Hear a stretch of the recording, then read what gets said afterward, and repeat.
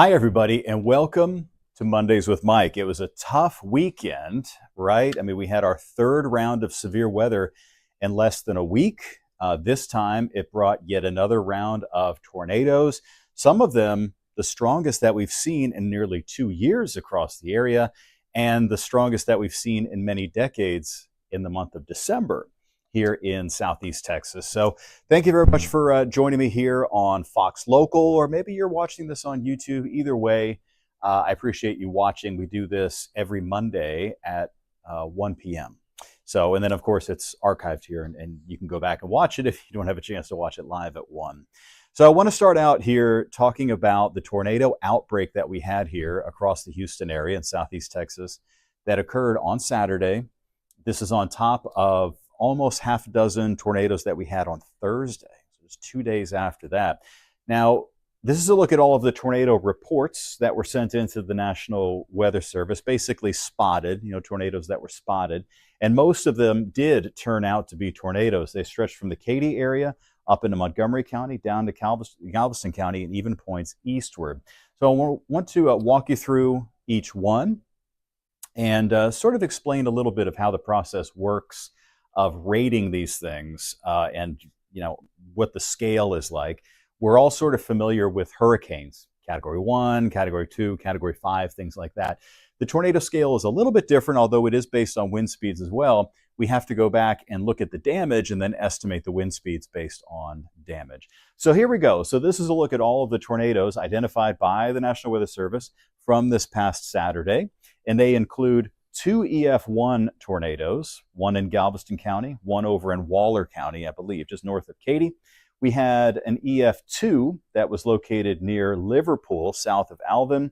We had an EF0, which can still do damage, but the winds are only about 70 miles an hour. That one is near Bay Cliff. And then we had one confirmed up there in the Montgomery County area. So this is a look at all the ones that we had confirmed. The Katy area EF1, again, we'll talk about that, the scale, enhanced fujita scale is what that's called. The Porter Heights area, incredibly strong EF3. That's basically the equivalent of like a category 4 hurricane type of wind.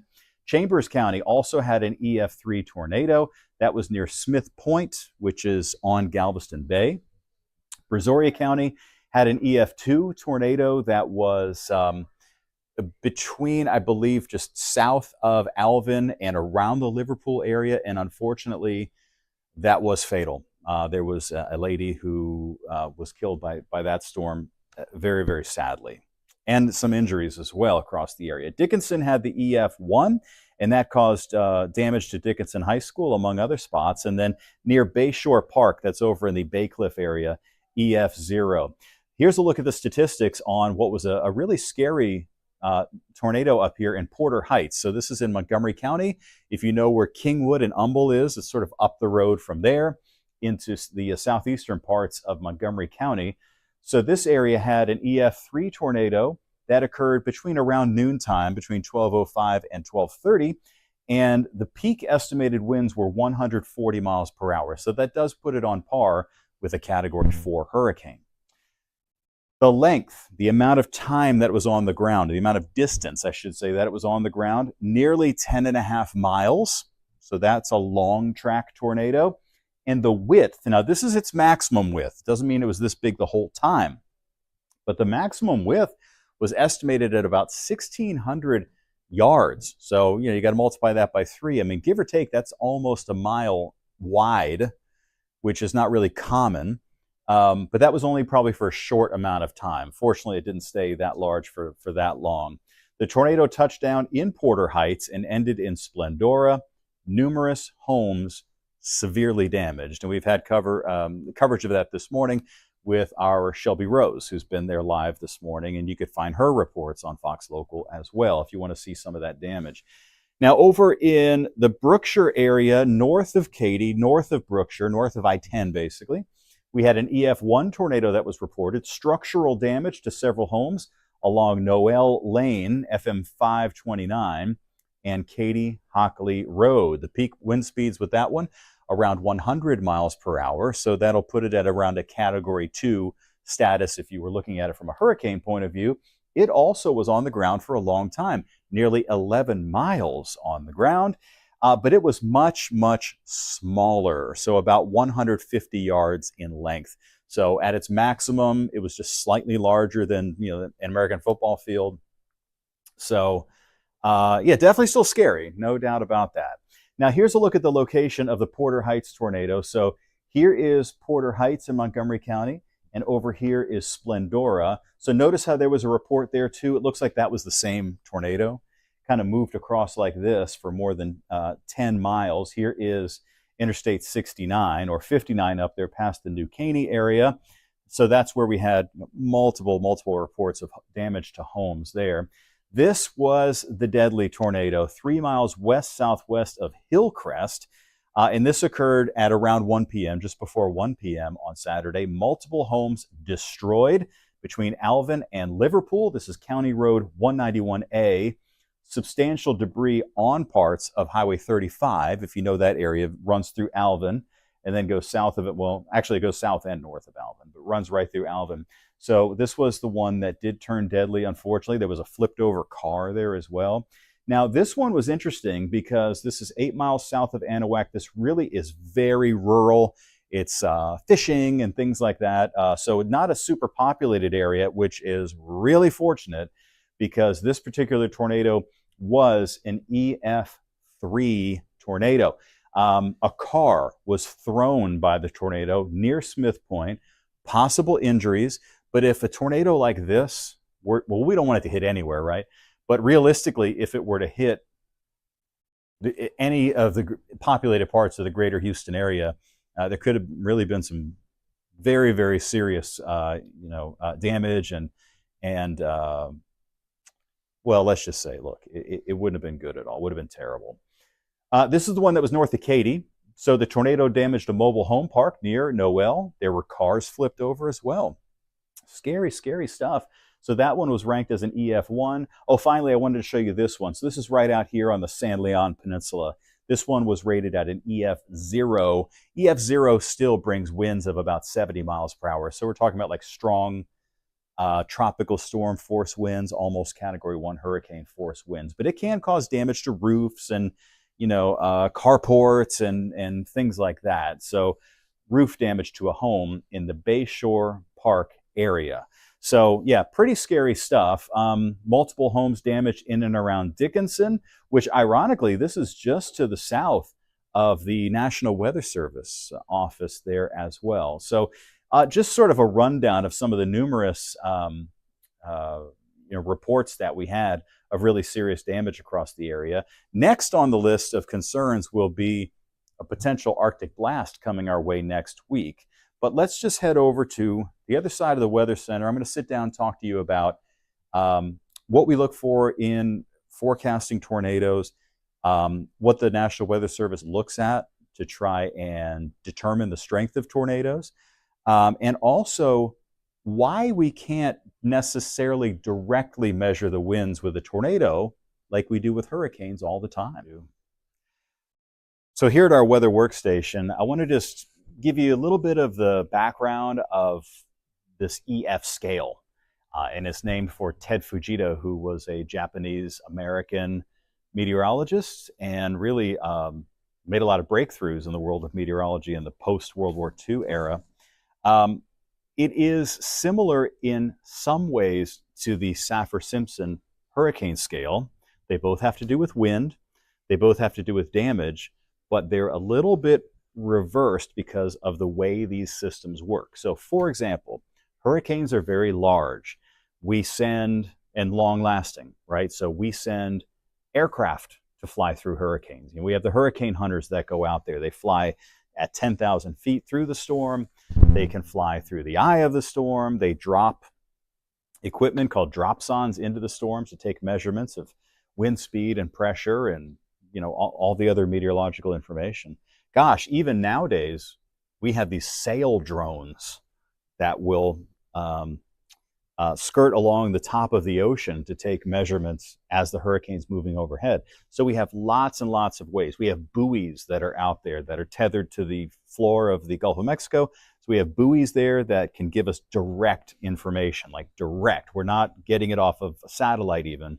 We're getting a direct measurement. When a hurricane hits land, we have airports, just like we take our measurements all the time. If a hurricane hits Galveston, we get direct measurements from Shoals Field in Galveston. We get direct measurements from Hobby Airport, from Ellington, and all of these spots. So we know with a great deal of certainty what the wind is with a hurricane. And also, probably more importantly, we know what the wind is before it hits. And so based on the category of the Saffir-Simpson scale, tropical storm, category 1, 2, 3, 4, 5, it's what's called a damage potential scale. So based on the category, you can expect either minimal damage, considerable damage, catastrophic damage, and we can give you that sort of information based on the category of the storm because we see it coming, right? Tornadoes are different, although we can definitely identify conditions that are favorable for tornadoes to develop in. For example, we were under a tornado watch on Saturday. We were under a tornado watch this past Thursday. Let me fix my light went out here. So we were under tornado watches during those events. Come on, stay on. And so we knew that conditions were favorable for tornadoes, but that doesn't mean that we could measure the wind and tell you what the wind is going to be, because by definition, tornadoes are small compared to a hurricane and can form very quickly and cover like a line, a thin strip of an area. So there are some tools that we can use, especially Doppler radar, to estimate what the wind speeds are. Like you could look at a hurricane, you could look at a tornado on Doppler radar and say, oh, that one's a big one, that one's a little one, kind of thing. This one is really strong. This one's been lasting for 20 or 30 minutes, that kind of thing. You could definitely see that, but what you can't necessarily do is tell somebody during a tornado warning, this one's an EF2, this one's an EF3. We can't really do that yet. Well, what does the EF mean? Well, back in the 1940s, Ted Fujita lived in Japan, University of Tokyo, and he studied typhoons, which are hurricanes in western Pacific Ocean. But he also studied severe weather, and during the 1950s, I believe, is when he came over to the U.S., after World War II. He became a professor at the University of Chicago, which was really one of the big hotbeds for meteorology at that time. And he became really a pioneer in studying severe weather. He had already studied typhoons, and so he was familiar with things like estimating wind speeds and trying to develop damage potential scales based on wind speed and things like that. But in studying severe weather, he discovered, I believe, microbursts. So he discovered the fact that you could get this burst of winds coming downward out of a thunderstorm cloud. It was around that time that we didn't know about these things. And so things like downbursts and microbursts he discovered and wrote papers on them. And anyway, so he also developed the Fujita scale, which uses damage to estimate wind speed. So what does that mean? Well, after a tornado hits, you can go in, look at certain parameters like, are there trees snapped? And if the tree is snapped, how thick was the tree? What kind of tree was it? Are there well-built structures that the roof was ripped off? Were there any walls that were blown down? Obviously, if there are any vehicles, was the vehicle flipped over?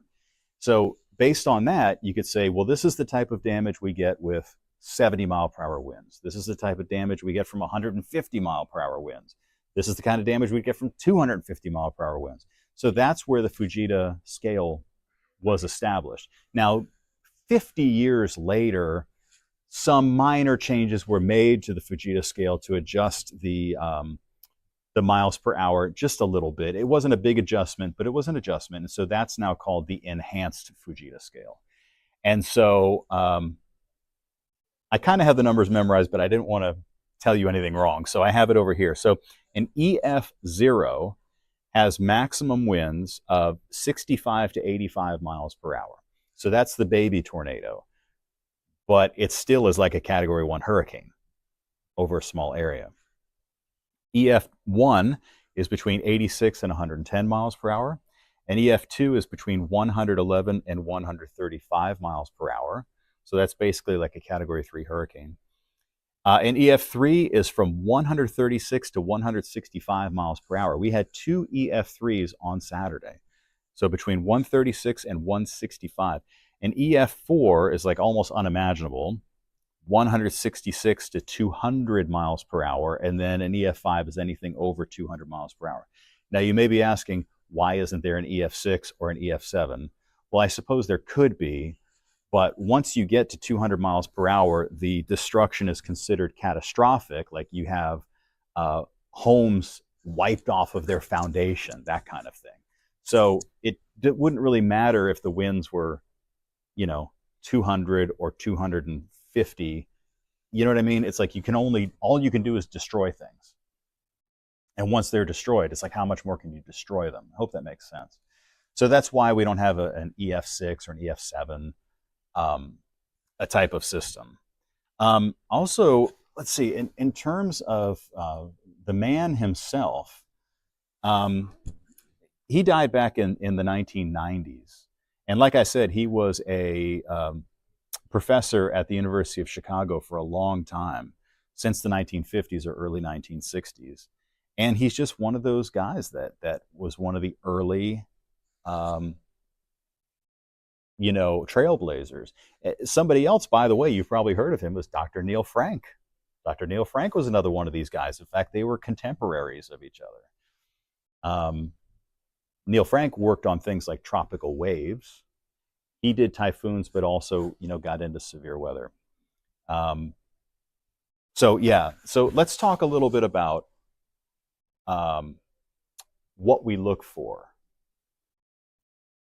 to look for days that are favorable for tornadoes. Let's take a look. All right, so I'm going to go ahead. I want to share some information on some of the things that we look at, some of the things that the National Weather Service looks at to try and predict where these areas are at risk for seeing tornadoes, so that we try to give everybody as much of a heads up as possible. So let me go ahead. I'm going to awkwardly pull in the camera here and point it at my screen. And here we go. So this is what I want to show you. So this is the outlook from NOAA's Storm Prediction Center that was issued on the day before. So this is what's called the one-day outlook. So this was valid on Saturday, this past Saturday, and it was issued on Friday morning. So this was issued 24 hours in advance. And they highlighted this area here, Louisiana and Mississippi, as being at the highest risk for large tornadoes, but also this area here and here as being at an elevated risk for seeing tornadoes. So that does include our area. Now, as we headed into, let's say, through the day, let's see, let me look at day one outlooks. They did adjust this as we got a little bit closer. Let's do the 28th here. I'm going back into their archives to retrieve the outlooks. So here's the convective outlook. Okay. That shows a chance for storms for us. Okay, here we go. So this is where it got real. Okay. So this is where they increased the chance for us of seeing severe weather here into this much higher category. And again, this was issued on Saturday. So the day of, it became clear that we were going to have much more of nasty weather than expected. So I have here, this is one of my favorite websites. This is called Tropical Tidbits. It's run by Levi Cowan, who is a fellow Florida State Seminole. But it's a great, great website. And anyway, but I want to show you what are some of the signals in the computer models that we say this is tornadic weather or this is severe weather versus it's just going to be a rainy day. So what I did was I've backed up. So this is what we call our North American mesoscale model, our NAM model. And I have this set up. This is 1 p.m. on Saturday. So this is a prediction. So this was made on the night of the 27th. So this model came out Friday night. So we're looking ahead at Saturday. And here, we just had an accident in the newsroom. I hope she's okay. So what we're seeing here is, see, Houston's right here. And this is the jet stream. This is up at about 35,000 feet. So there's a dip in the jet stream here. So this is a trough, and it's a very sharp trough. And where it comes across on this side, so we're right here. So as the air moves away this way, it creates a suction in the upper parts of the atmosphere. And it also right here is splitting. So part of it is going to the north and part of it is going that way. So that splitting is called diffluence. So that also creates suction in that part of the atmosphere. And then we have this product, which will show us what is called vorticity advection. And this is a very difficult thing to describe, but you've heard the word vortex. A vortex is like something that's spinning. You can have a vortex in water, a vortex in air. And vorticity just means how much of a vortex is it? So it was always described to us in school of if you were to take a straw, actually they said piece of straw. I don't know, this must come from the old days when people were farmers. Piece of straw. And you were to drop it into a stream, would the straw stay like horizontal, or would it turn this way or turn that way?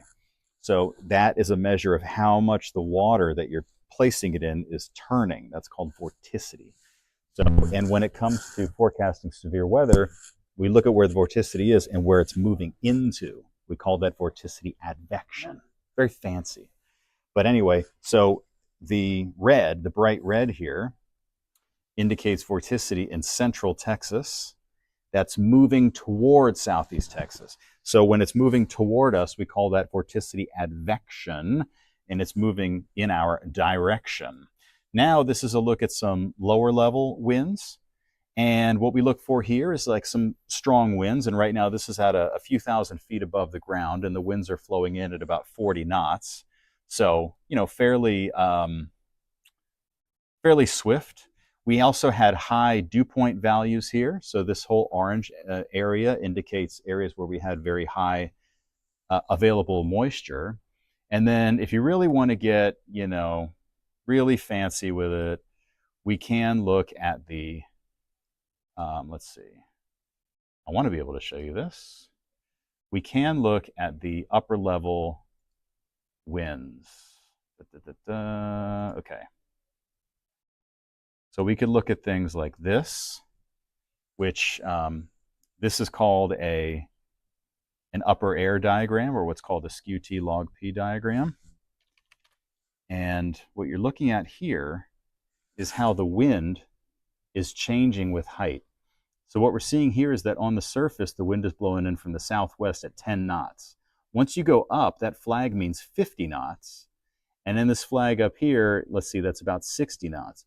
But the most important thing that we're seeing is that as you go up in elevation, the wind is twisting. So the wind is coming at us from a different direction. So let's say on the surface, it's coming from this direction. And then you go up a few thousand feet and it's coming from that direction. And then you go up a few more thousand feet and it's coming from this direction. And it gets stronger as it goes up. So as the air lifts up, it does like a corkscrew kind of thing. And that's what we measure is called helicity. You know, how much of a corkscrew is being created there.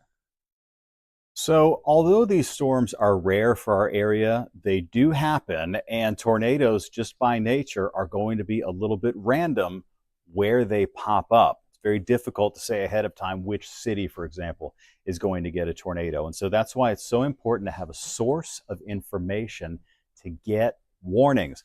A watch was issued. Now the watch is going to be issued for probably a dozen counties, and it'll be in effect for many hours. but a warning is when you need to take cover. So if a tornado warning is in effect for your area, how are you going to know about it?